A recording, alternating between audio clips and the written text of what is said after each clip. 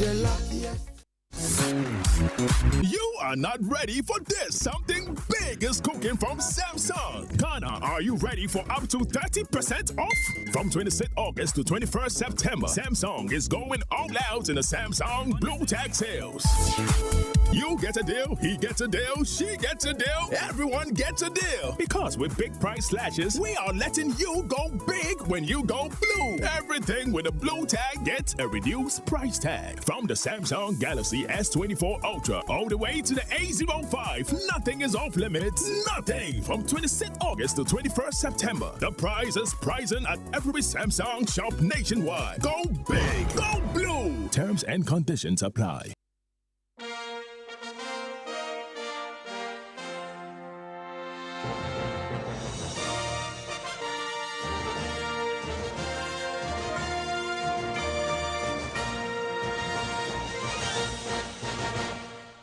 Welcome back to the show. This is still Ghana Connect right here on Joy 99.7 FM. And before that break, I was telling you about this vexed matter, this important issue of youth unemployment. So many able-bodied young men and women not finding jobs to do despite being readily available to work. In fact, so many of them asking for menial jobs and not finding them. Both the NDC and MPP, and of course Alan Martin as well, and others have suggested ways to fix Ghana's growing youth unemployment crisis. It's a big, thickened time bomb, and the political parties seem to be really aware of what exactly to do. And they've proposed a number of solutions that they believe can deal with youth unemployment in the country. And so tonight on the show, we weigh into those specifics and also ask whether or not the political parties are really in tune with the times and whether or not their jobs proposals are really what Ghanaians need at this point.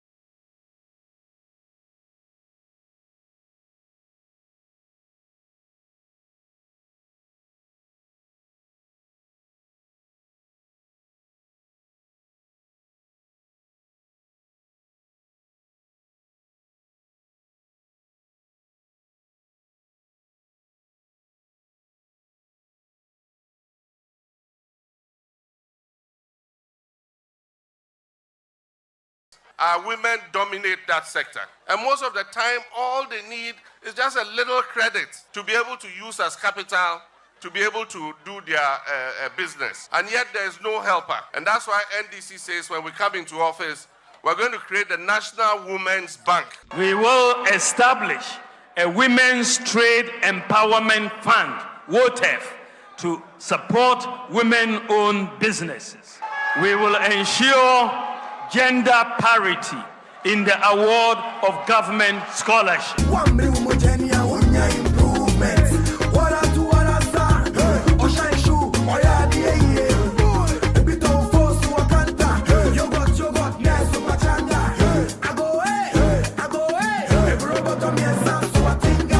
And that is why we are committed to supporting digital startups and incubation hubs and training 1 million young Ghanaians in coding.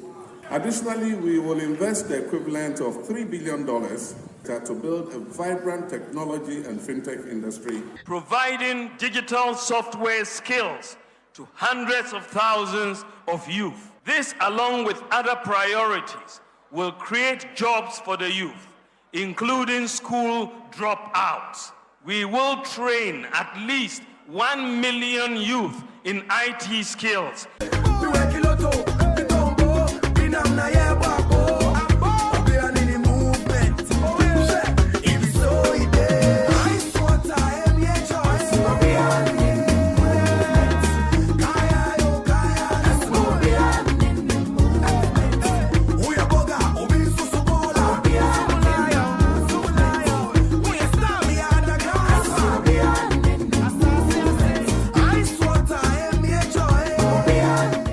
In the movement, and people are trying to find something to do. 055-1111-997. That is our WhatsApp line.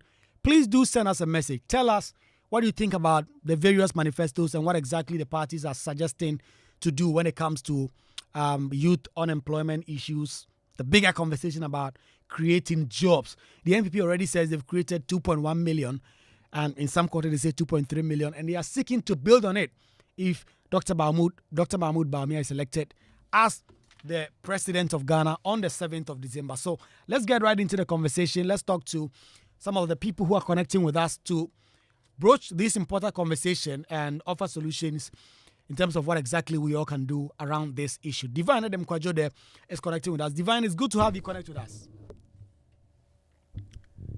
Can you kindly... Yeah, good evening. Thank you for having me. Great. Kabunate is a great mind, and I've been following him from afar, and it's good to have him connect on the show tonight. Kabunate, good to have you.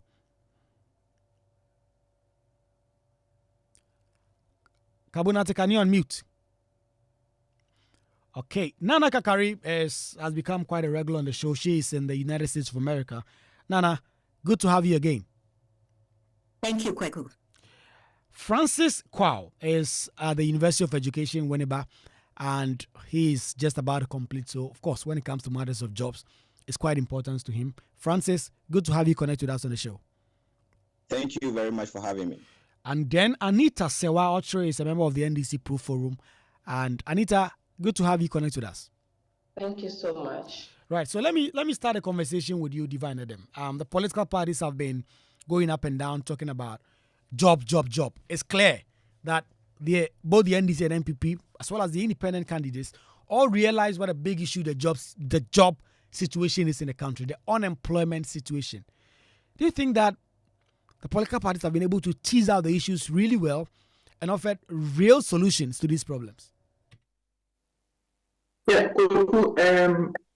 thank you once again for having me. I mean, you have rightly stated that we all recognize that unemployment is a serious issue, and I believe that is why the two major political parties have devoted considerable attention to solving this problem. And so, but I mean, I would say that, I mean, if you look at the two political parties, the NPP has been in government for the past 7 or so years, more than 7 years. They should be telling us before they tell us what they will do in the next 4 years should they be voted into power again. They should be telling us really how many concrete jobs they have created. They put out a number of 2.1 million. And Kwaku, you are a media person. And we all know that that figure cannot be true as jobs that have been created. If you look at the unemployment rate that we have now, it far exceeds the unemployment rate that they came to meet in 2016. And so for a political party like the NPP, before they would tell us that we are going to do A and B and C to solve the unemployment situation, they should be telling us, they should be accounting for the 8 years that they have, for the 8 years that they have been in power. And so, I mean, that is my take on the matter of unemployment. Yes, both parties have dedicated considerable attention to that in their manifestos. But I mean, if you want to assess the two, you would want to place more responsibility on the NPP because they are the incumbents. They have been in government for 8 years. I mean, Nana, do you believe the figure that the NPP have put out, that between 2017 and now they've created about 2.1 million jobs? In some quarters, they say 2.3 million.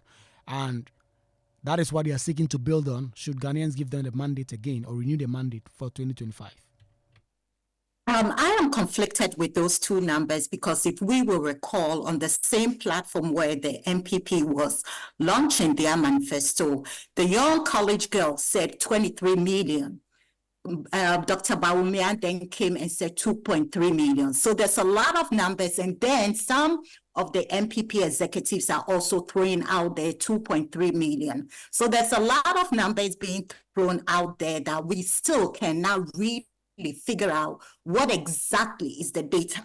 Is it 2.1 million? Is it 2.3 million? Or is it that 23 million that they allowed the college student to step on their platform to say that? So that's just, let's put that on the side. Is those conflicting numbers, they need to really come out and be concrete on what exactly is the figure. But one thing that I wanted to say that we can all agree on is that Ghana has now become the promised land, or the land of promises, right? But then now we have to switch that conversation from the hundreds of policies that the two major political parties have put forth. I think the NDC have put forth 680 policies and promises in their manifesto. The MPP has put out nearly 400 promises in their manifesto. Now the concern is, how feasible are these promises, and how credible or capable are these major parties able to carry on or implement or execute these policies? That's still up in the air, and eyebrows are raised, to be honest with you. Well, we appear to have some interference in the producers will sort that pretty shortly. But Anita, I mean, if you listen around and you clearly identify with your position NDC, you think that you have what it takes to fix the unemployment situation when you talk about the 24-hour economy and all these promises? Thank you for the opportunity. Sure. To talk about the NPP creating 2.5 million jobs and that, I don't think so. But they have not created any job presently. Unemployment rate is 14%. And there are more youth who need more jobs, and people are very hungry for jobs in this nation. All the policies they brought up have failed. NAPO, Planting for Food and Jobs, NEIP programs have all failed. And we are bringing on board the 24-hour economy to create more jobs for Ghanaians youth. We are also bringing Ministry of Youth and Unemployment. We are bringing Ministry of Youth and Unemployment, and also implementing the 113 policy. Thank you. So to talk about the 24-hour economy, it is a deliberate policy intervention by the net NDC John Dramani Mahama government to support and encourage businesses and companies to run the 3-shift system. That is 1-3-3. That is one job, 3 shifts, 3 people. Thank you. I mean, Francis, you are in the university. You're just about getting out. Do you sound convinced about all the things you've heard so far? Thank you very much for having me. When I listen to the two political parties, it is really clear that they are trying to catch the youth attention and try to focus their policies so that they look attractive, at least on paper, to the youth, so that they'll be able to get their votes. You ask me, do I look convinced? No, because just about when I completed, I was done with my undergrad, there was a ban on employment by the MPP. So I was not able to get enrollment into the job sector, so I had to pursue a second degree. That is where I find myself now. So the NPP promising or telling us that they've given over 2.5 million employments, I ask myself, in which sector was the employment created, and how sustainable are those employments? Those people that have been employed or were employed, are they still employed, or are they just looking for the numbers that they used in some time past? Currently, as where I sit, I don't really know which of these parties. In fact, they have a lot of promises. I agree with Nana, who said that the Ghana currently is a place for promises. You have so many promises, and this is promising, and it looks like they have not looked at the focus of their administration. So you look at the NDC that is focusing on bringing the agricultural spirits in youth, agricultural development back into the Ghana economy and employ more youth in agriculture. The NPP is also focusing on creating high-tech jobs, training people in those areas to capitalize on the digital economy. But it is mostly a populist manifesto that we have on our hand. They're just looking at how the youth is swinging or what they are saying, and then trying to couch their language to capture their attention. There is all promises. There is nothing concrete. I think at the end of the day, it will come to which of these parties the youth will trust to be able to deliver on the promises that they have given, because we have no track record of the NPP and the NDC to compare. And if you look at the current situation that we find ourselves in, Divine was right. We can only look to the NPP to task them to prove to us what they have done in the 8 years that they've been in power. So for me, I am skeptical about the promise that the NPP is making, and I am yet to see how feasible the NDC will be able to implement their policy, because we've trusted them before in the past and we didn't know how it went. In fact, the 24-hour economy, most of the NDC are not able to explain it to proper understanding of the ordinary Ghanaian youth. How will that benefit me as a youth? How will I be able to take advantage of the 24-hour economy? In which sector will my abilities be needed? And how has my training already that I have? I'm in education sector. I'm trained as an educator. How will that benefit me? How will the 24-hour economy benefit me as an educator in this coming administration, if the NDC should come back to office? I mean, Kabunate, you've heard the point Francis just makes here about what he believes that the two political parties, it appears, are not very strong when it comes to job creation. Of course, they made a lot of big promises. He does not believe that the promises are worth thought through in terms of their feasibility. It's not the same sense you get, even from your personal perspective and talking to so many young people. Well, I think there's always the issue of trust when it comes to the electorate, especially when you've had opportunity to you've given opportunity to two political parties to rule you. There have been certain, shortfalls in the administration. And so you want to ask yourself, can I trust them this time around? And I do share in that sentiment. And on the element of trust, you can only look at track record, and you can only look at what the political party is doing now. Now, tell you what, between the NPP and the NDC is in opposition. But it's difficult to even count, okay? I mean, you are going to outnumber yourself if you are counting how many youth have been given opportunity to even be so deeply involved in governance. For the first time, look at the NDC appointing very young spokesperson on very key sectors of the economy. Look at an opposition party drawing in a lot of youth in terms of dictating the pace of their campaign. And so when you compare the two political parties, you are swaying more towards the NDC, that they seem to have a track record of empowering the youth. That is what the credibility quotient is. That's where the trust issue then comes in. So if you have the youth dictating largely what a political party should do, I mean, look at the number of, women communicators in the NDC. Look at the number of, the launch of their youth manifesto. First time in the history of our political dispensation, we have the youth taking form and saying that these are the issues we want addressed. These are the issues that we think that the NDC will be able to do. And they are speaking to it. So you get a sense that in terms of credibility, the electorate will tilt more towards the NDC because of what they are seeing. The youth are deeply involved. Now, just to talk about the 24-hour economy, I think the former president, Excellency John Dramani Mahama, has been quite clear about it. I recall in one of his speeches, he said, for those who still struggle to get a 24-hour economy, just look at the formula, 133. One job, 3 shifts, 3 persons. The earlier speaker a while ago just talked about he's an educator. Okay. Now we know that some sectors of the economy, they run an 8-hour, if you like, shift system. Now for the education sector, for instance, even currently as we speak, we have some, post degree education that are running into the night. So we have from 5 o'clock to 8 o'clock.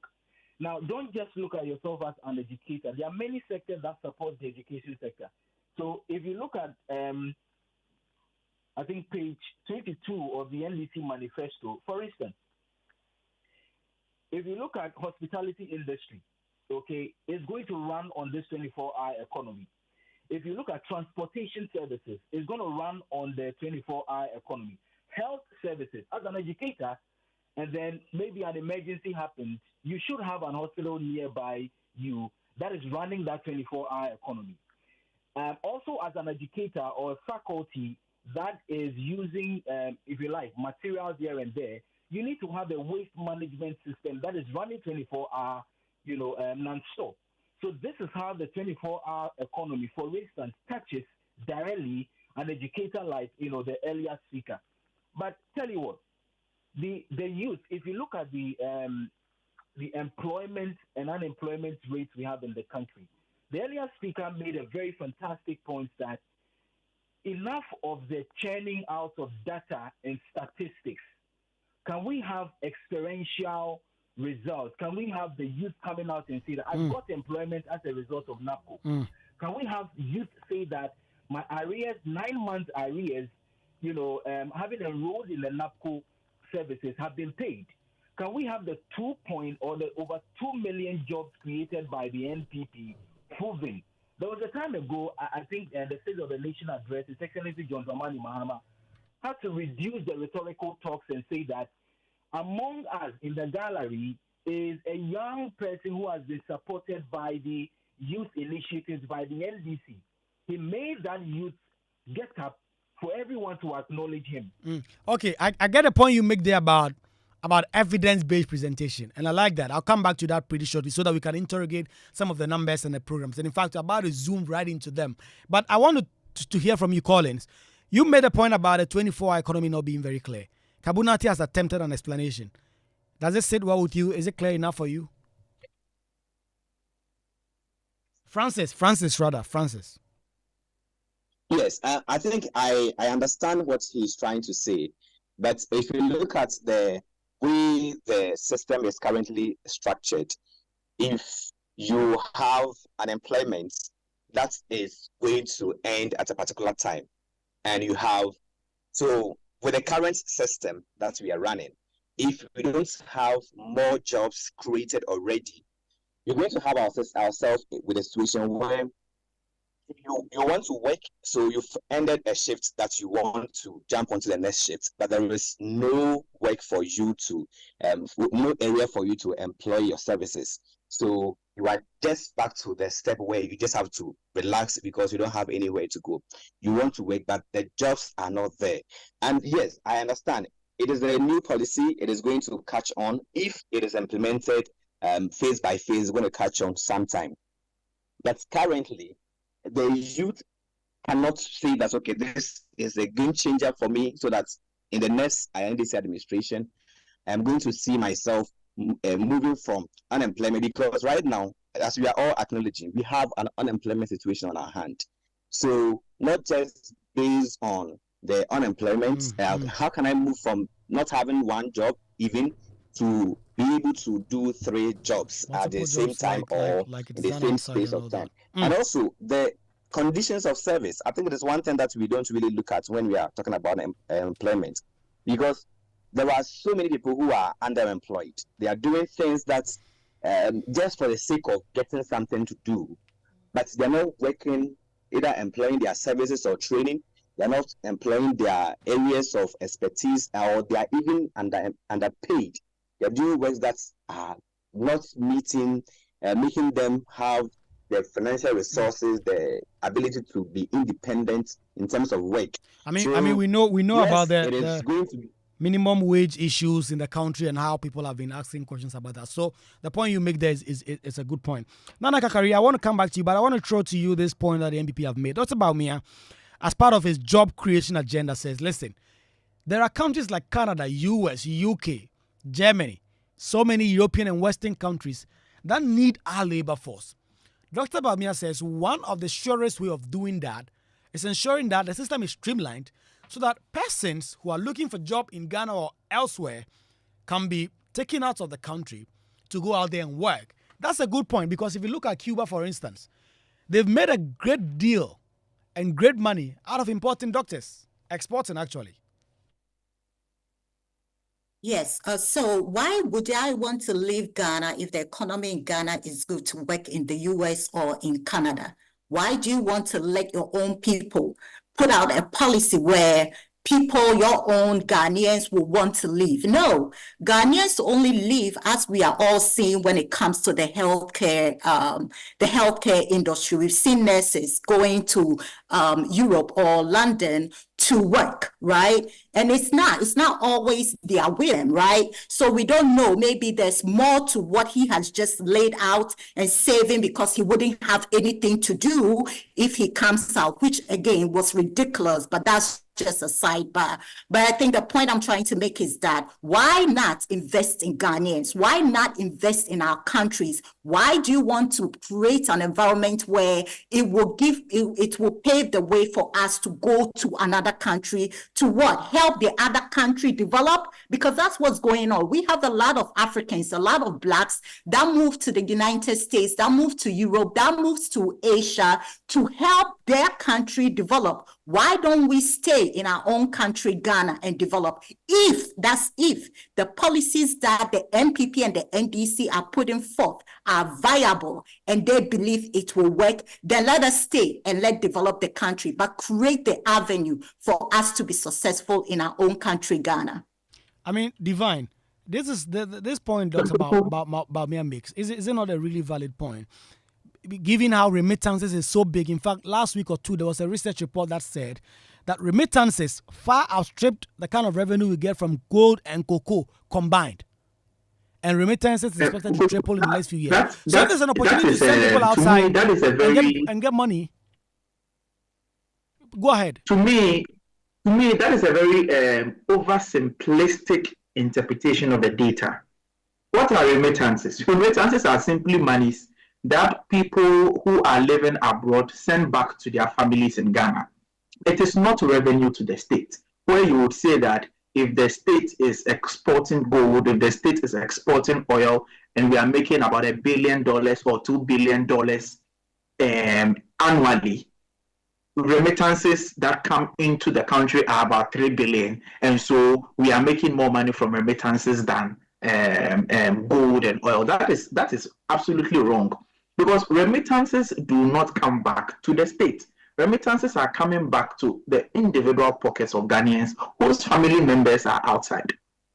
Our gold revenue, our oil revenue, our export revenue are monies that are accrued to the state that can be used for developmental programs and projects. I didn't know that remittances can also be used to build roads, to build ports and harbors and hospitals and what have you. So, Divine, is it not two sides of the same coin? Divine, is it not two sides of the same coin? But the point that Nana made is very, very critical.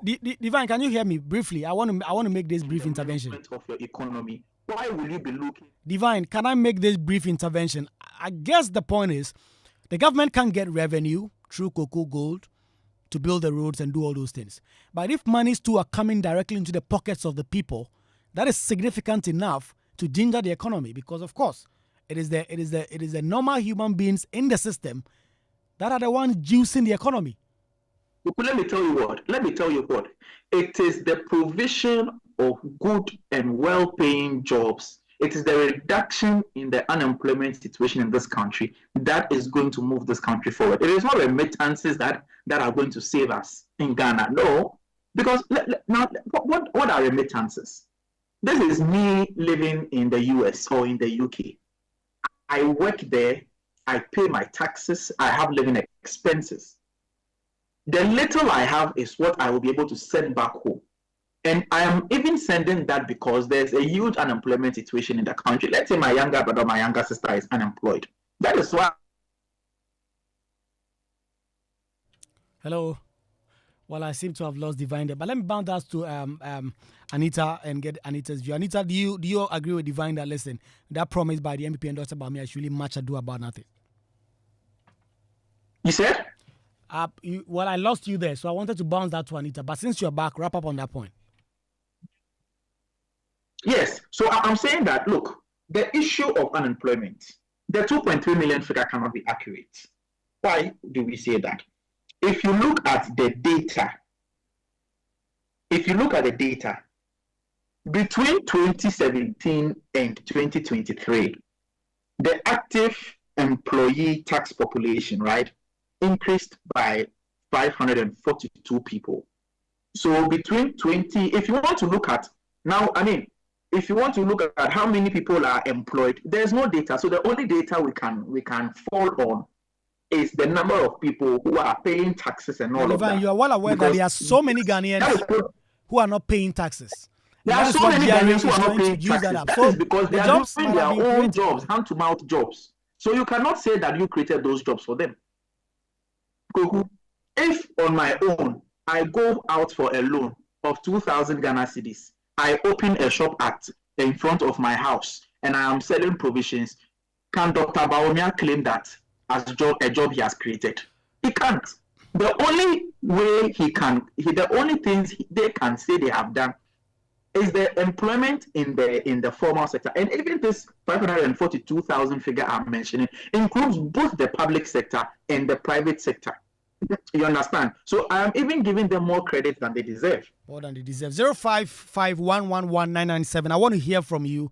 Those of you who are home and listening, driving, you can just park and just send us a message. Tell us what you really think about the big promises that both the NPP and the NDC have been making about this. Kabunate, John Omani Mahama is promising 30,000 jobs, or let me see if it's not actually even 300,000 like the NDC having said in the digital space. The data suggests, I mean, we have a big problem with digitalization in the country, and that's what the vice president is seeking to build on. So clearly, the vice president is spot on to focus on digitalization so that the system and the space can be created so that if John Mahama or any future president want to create jobs in the digital sector, they can build on. Kwaku, can you hear me? I can hear you. Before that, so for me, the 24-hour economy, and many have said, I've interacted with the youth, they accept the policy that is a game changer. Kwaku, this practice of a nation sleeping for many hours must stop if we really want to expand the economy, create more jobs. In other advanced jurisdictions, you have students who are working, at the same time schooling. And Divine, or the previous, speaker, and I always want to use him as an example as an educator or a student. You can go to school during the day and work during the night. In our part of the world, we sleep throughout the night, and only few people have opportunity to juggle between works. This is the practicality, and if you like, the commonsensical nature of 24-hour economy. I mean, tell you what, we're actually doing it, or other countries are doing it, so Ghana can also do it. And for me, such a policy which is international and can have a ripple effect on many other sectors, because all these sectors are now running, 8-hour shifts throughout the week, would certainly expand the economy, significantly and create more jobs for the youth. So for me, it's even going to address the issue about, our minimum wages, because Kuku, you can now juggle between many works or 2 or 3 works within a week, and you'll be getting, a proper remuneration for your effort. Now, quickly about the issue about exploitation of our human resources and all that. Tell you what, apart from our natural resources, Ghana is blessed with so much talent. We have our friends who go and study abroad and they sweep awards. That tells you how, burdensome our curriculum is. But if you are able to endure in this our GES curriculum, you can excel in every aspect when you travel outside. So we have the human resources. But this is the issue. Credibility. Going into the election really is about credibility. Mahama tells you that he's going to do this, and he's done it over the past years. Baumia and then Akufo-Addo tell you that they are going to ensure that we're going to have flying trains. And over the past years, what have we seen? We haven't seen it. And this issue about exploitation of human resources, we've had it previously in the NPP manifesto that talked about exploitation of nurses. And currently, they were talking about exploitation of teachers. So we have so much teachers that we can export it. Where has that policy gone to? So there's a credibility deficient or deficit when it comes to the current government, for which, although it's a fantastic idea produced in a document, you want to question how feasible or how they can, stand by their words to go by that. Under this, current government, we have for the first time in our history droves of youth running away to other countries for greener pastures. We also have even had this very embarrassing debate about a Dutch passport, cleaning lavatories in foreign land as compared to obtaining a PhD in a Ghanaian university. And that has been quite, embarrassing. We've had even the international call also condemning such, and we have some of our former presidents also saying that let's stay here and make our country a better place. So you see, the promise doesn't support the reality on the ground. And this government has proven that when it comes to the youth, creation of jobs and creation of prosperity for the youth, it has no credibility. Away from that. Now, the issue about the digital space. Okay, because you've made a lot of points, I'll come back to you on that. But first, let's have some messages that have been trickling in while the show has been going on.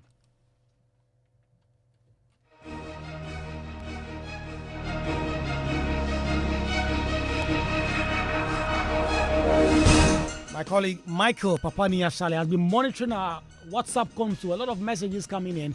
Michael, what are people talking about? Okay, let's start from Tema, where Kwashi says, while a group analysis and context analysis of the manifesto gives the NDC the upper hand, they believe they can fulfill their manifesto than the MPP, considering the experience they have given 7 years. Well, I have this one from Collins all the way from Kaswa, and he says that, at least both of them are promising green jobs and jobs within the technology space. It's something I'm really interested in. But as it stands now, I think that Baumia has started the technology drive and may be able to continue. Thank you very much for that, Collins. Let's go to Winneba now. He says that, we need national policy so that anyone who comes follows, rather than making what he says is empty promises in their manifesto. This comes from Justice Isaac. I get Justice is not impressed with either MPP or NDC. And the final one there, this one says that Baumia and MPP cannot be trusted. They have failed woefully. The only hope we have as a country is to vote John Dramani Mahama. That's from Sunyane. This guy is texting us all the way from. That's wise. Michael, SK says promises by Dr. Baumia are fake promises. He's still the vice president, and things are going bad with the Ghanaian economy, and he's not doing anything about it. That is SK sending us that. He didn't add where he's sending this from. This one also says, I trust John Mahama's promise that he would when it comes to power, because he always delivers. But I don't see 1D1F, $1 million in my constituency, and not even a feeder road in my constituency over the past 8 years. This is promise, listening all the way from Keta. This one says, the state of our agricultural sector is both pathetic and cynical. It is appalling that for nearly a decade, government have failed to employ even a single trained agriculture extension officer from our agricultural colleges to assist farmers or provide support for them to establish their own farms. Instead, this valuable knowledge is being allowed to go waste rather than being utilized to drive growth and development in our agri sector. Hayford from Tekwame. Okay, Hayford listening from Tekwame. Also, that Papa from Ayarifa says the MPP manifesto is an insult to the intelligence of Ghana. Well, that's what you think. And then final one before we go back and wrap the conversation is from this texter. He sends a really long one, Michael, and I seem to have lost that. But he says, manifesto or no manifesto, we are reality checkers, and what we know is that we will vote for Mahama, and he's the way to go. Jonas Tinkran sending us this message, Michael. So a lot of messages coming in there about what you make of the promises that both parties have made. We just have about 7 minutes to wrap up, so I'm going to go around the table. Because Kabunati made the point about credibility and who to trust and who not to trust, I want to bounce that to Nana Kakari first. Nana Kakari, there's a credibility deficit because both parties have made huge promises about employment, and the deficit is going up and up and up every year. It's not going down. Do you trust that both political parties and others and all the things they've said, they will deliver if they have the mandate? You know what? The lack of credibility is there for sure for both major political parties, the NDC and the MPP. I mean, look, Ghana is slightly smaller than the state of Oregon here in the United States. The US has 50 states plus the District of Columbia. And our major political parties, which is the Democratic Party and the Republican Party, each have just a handful of policies that they plan on executing when they take on their White House. So ask yourself, with these 50 states plus the District of Columbia having a handful of their major parties having a handful of policies that they are putting forth to their voters, compared to Ghana having all these hundreds, if not 1,000 promises in their manifesto, that right there is a problem. And as the leader, when you lose that credibility, as we're hearing from the youth, the voters, whatever, that is the biggest problem, because you want your people, the Ghanaians, to trust you that you can do whatever you're saying you can do before they can even listen to what you are putting forth or the proposals you are putting out there. And so if they are not willing to listen to you because they don't believe you, then my concern is, how are they going to trust what you are saying you're going to do? You are actually going to do that when you take on the Jubilee House. That's a big concern. But when we cut through the political noise, right, or the political talking points, I think that both parties, the NDC, MPP, they all have the economy as their on top of their list. The same here in the United States. Polls show that Americans are also very concerned about the economy. So that's a good thing. But then the difference is that, how are they going to execute these policies? And can they be trusted to actually implement these policies? As opposed to where in the US, at least we trust our candidates. If not, I mean, that's how at least it comes out of. So I think the question now is, the NDC is promising to reset the economy, right? And the MPP is saying, let's upgrade. My concern with the NDC is, how far back are we going to turn back the hand of clock? Are we going back to 2016 to reset? Or how are we going to do that? I think that's something that going forward, the NDC needs to hammer on. When it comes to the MPP, who is focusing on digitalization, my question is, when you train all these hundreds of youth or people, are there jobs that when they finish or when they complete the training, they're going to jobs available for them to just move forward with it? Or it's going to be a situation where we have university graduates who are still unemployed? So when it comes to the MPP, that's something that I will hope they share light on. Anita, do you think Mahama can be trusted to do some of the things he has said he would do, particularly in job creation? You rehashed a lot of them when you did your contribution at the start of the show. Given that he was in power for 4 years, he also served as vice president, and there were a lot of conversations about the youth unemployment. He's coming back. He's making big promises. Is the trust there? Yes, please. Thank you for the opportunity. Yes, John Dramani Mahama can be trusted to deliver on his 24-hour economic promises. Absolutely, yes. John Mahama is a visionary leader and a nation builder. His track record as president bears this fact out. Ghana saw many transformational investment and development in all sectors of the economy under his tenure as president, and some of which operate the 24-hour economy as we speak. And we believe that with the 24-hour economy, job is going to be created for the youth, and people are going to be happy. Especially me being a woman in the women's sector, I'll talk about the Women Development Bank that is going to be established. That one will create a lot of jobs for the women.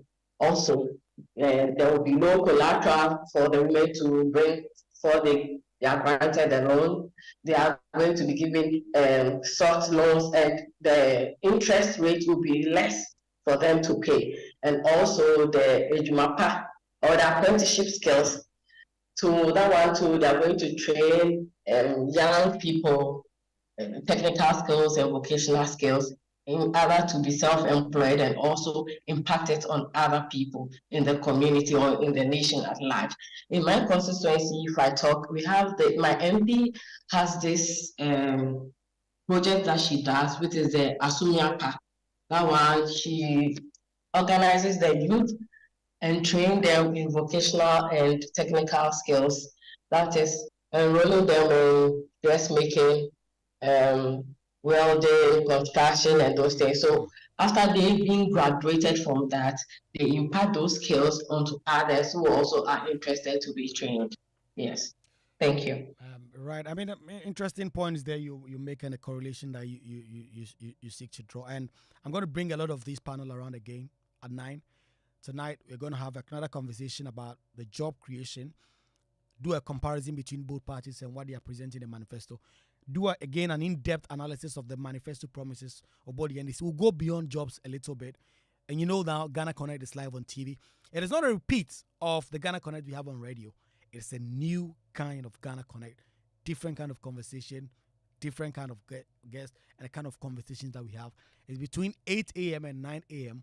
tomorrow on the Joy News channel, right before News File. You don't have to miss it. My name is Kwaku Asante. Thank you very much, Divana Demkwajode. I'll see you soon. Kabunati, I'll see you soon. Nana Kakari, the same. Francis Kwao, University of Education. Thanks so much for coming on and making your debut. Anita Sewa Ochre Dako, also thank you very much for coming on and making your debut. When it's Friday, you know you have to listen to the best of the best. That is Andy Dusty with the library, and that is up next. You don't have to go away. There's a lot of conversation to be had about the music industry, both here home and abroad. I'll see you again same time next week, and I hope that you get to tune in to Joy News tomorrow and watch another exciting edition of Ghana Connect.